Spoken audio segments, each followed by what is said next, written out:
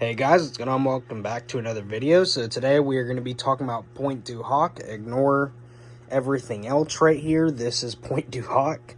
I've had this sitting here for a week or two, so who knows if it's even getting covered in dust yet. As far as I can tell, I don't think it is. So I'm thankful for that one, but this is going to be my topic for this video today, which I'm recording this on a Sunday night, and you will be seeing this on Monday, so I'm recording this the night before I post this, essentially.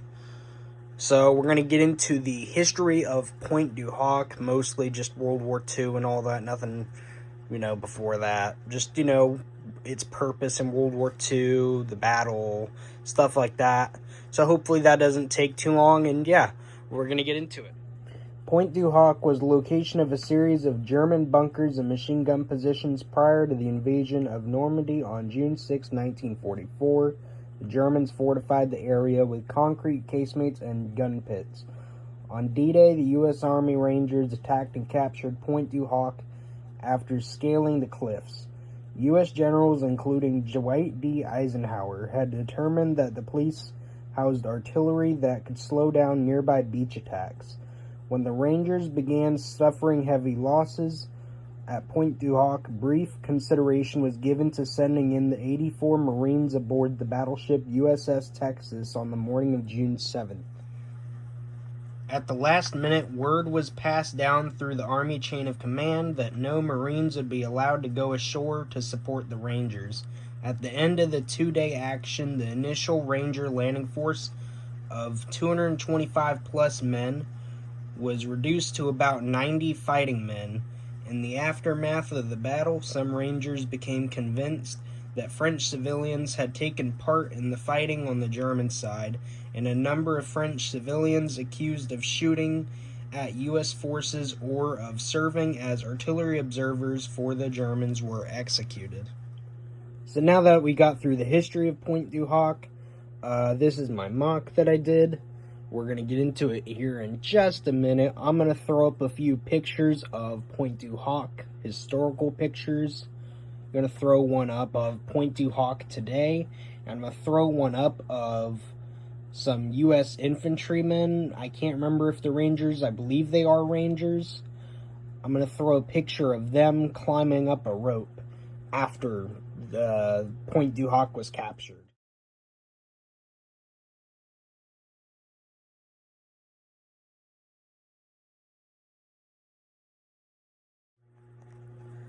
So now we can get into the mock here that I have for Pointe du Hoc.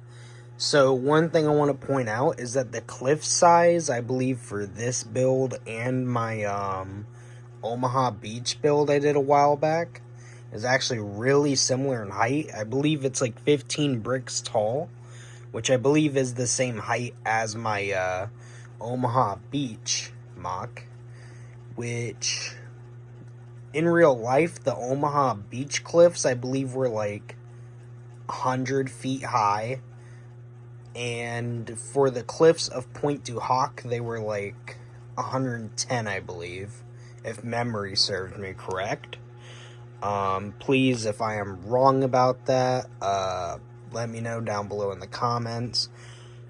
But yeah, so we're really just going to go over just, little scenes going on here. So as you can see, you got the kind of shore here. You got a Higgins boat, or at least half of it, because I didn't want to put a whole Higgins boat in, because for one, that wouldn't fit, and for two, I think this just looks better. But as you can see, this Higgins boat pretty much just pulls in and, dropping off soldiers, dropping off the Rangers. And you see these two guys here have carbines, M1 carbines. You see these guys here, they have M1 Garands. And you can see he has an M1 Garand. He has an M1 Garand there too. Which I can actually zoom in. I forgot about that. You can see the amount of detail there. You can see the detail on the beach there too. You can see he has his 1911. And he's just basically telling them, go up the rope. You can see this guy here, he doesn't have his weapon on his hands, I wish I could have slung it to his back somehow, but I didn't really know how to do that. I didn't really have anything on hand to do that, so that's how he looks, because if not, I would have just slung a weapon to his back. But yeah, I think it looks really nice either way, especially the cliff. Like from here, you know, it's just a bunch of light gray. This is kind of the crappy side, but like if you look here on this side, it's just pretty much perfect. I mean, really, like it's practically perfection. I like it a lot. But you can see the rope, he has his hand on it, and the further up you go, got this guy climbing up it, and then you end the rope off there, and it's clung to the barbed wire. And you can see you got this guy here, he has a Thompson in hand. He gunned down this German who's resting on, well, not resting per se, he's dead on the barbed wire with his K98 on the ground. And then he's getting shot at, basically, by this other German who has an MP40, you can see. I think it looks really nice, personally. Sorry if my voice isn't exactly the greatest right now. It's getting a bit late. I think it's almost midnight right now at time of recording. At least this part of it, it's midnight. Earlier, that was a couple hours ago. But, yeah. So as you can see, this part here does come off, and you see he's rushing this German in here. If it focuses, which it might not very well, is rushing to the MG42. So it's just, you know, something cool I wanted to have there. I wanted to at least have a bunker somewhere in it, and I just wanted to have a German kind of outside of it, trying to push them back down the cliff, essentially. And I think this is a nice little way to depict Pointe Hawk if you wanted to be simple, to be honest. So I think this was a super nice way of doing it. I mean, really, I'm pretty happy with this for my first time trying to really do a good looking cliff. It probably could look better, like up towards the top. I could have done something a bit more random, but I was also getting a little on certain cliff pieces, because I really only have a lot of these like dark bluish gray, like 1 by whatever you call them, I don't know, like these inverted and slope pieces from my Omaha Beach build. If you remember, I had a ton of those because I did a pattern on my cliff. So you can see this cliff does look a lot better.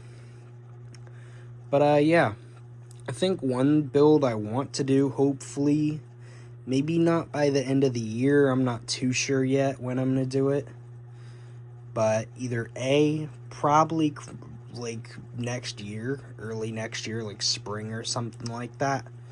I want to do the Battle of Crete again. So that's definitely one of them I want to bring back, because if you looked at my posts on my YouTube channel here, you'll notice I did a Battle of Crete like 3-4 years ago, I think, by now, something like that.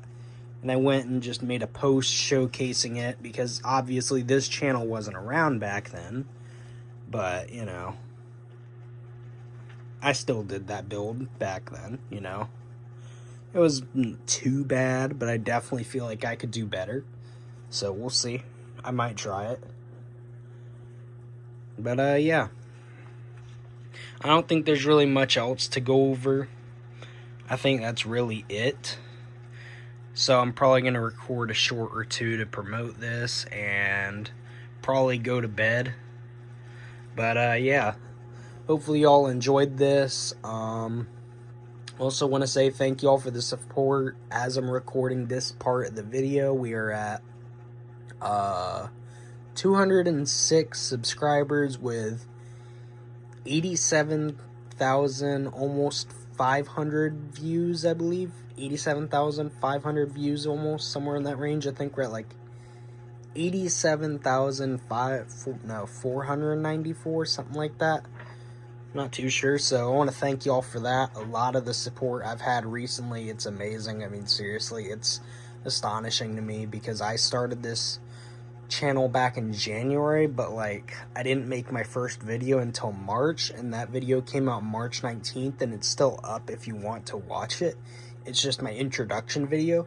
So maybe that I got a bit more support and stuff like that, I'll go in, you know, not really an introduction, just more of a recap on what I'm going to do here on this channel, stuff like that. Just, you know, a bit of a, I guess, video like that. I mean, I don't know if there's a point in me making a video like that, but I feel like, you know, it's not too bad to make something like that. So, yeah. Like I said, ignore what I have here. This is just, you know, just some random stuff I'm doing here. You'll probably see some shorts on some of this stuff in the near future. This Iwo Jima build back here, not so soon yet until I do my AliExpress order. That I have no honest clue what I'm going to do there. I have no honest clue. That was just kind of for fun. But this, I'm actually almost done with. All I have to do is take apart this build so I can finish it. So that's where I'm at. It's kind of funny. But, yeah. Hopefully y'all enjoyed this video. I'm going to probably record those shorts, and then I'll take the minifigures off this build or something like that, probably tonight, tomorrow, maybe tonight before I go to bed, I'm not sure. But, yeah, hopefully y'all enjoyed this video. Sorry if it's been a bit of a long one, but, yeah, I will see you all in the next video. Not sure what it'll be. Maybe it'll be a coin video, not sure yet, but, yeah.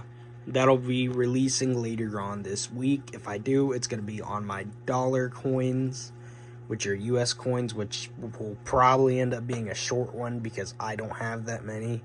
So, yeah, see you all in the next video.